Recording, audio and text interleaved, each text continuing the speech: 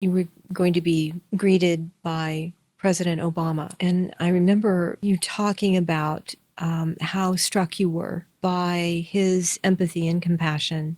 The shooting happened on a Friday morning, and by Sunday evening, this whole thing had been arranged. Him and his wife, Michelle, have both talked about how that was the hardest day of his presidency, their presidency. He didn't just come and visit the families. We weren't all together. He wanted to spend time with each individual family one-on-one. There was nothing about this that was political.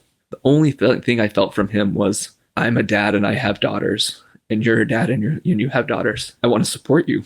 He was there as a human being. Absolutely. Yeah.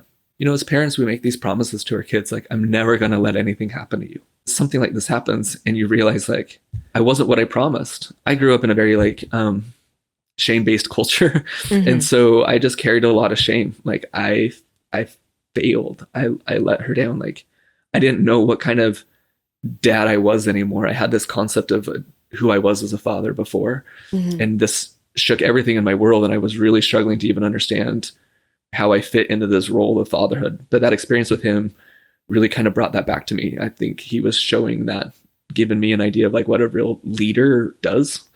And he leads with his heart.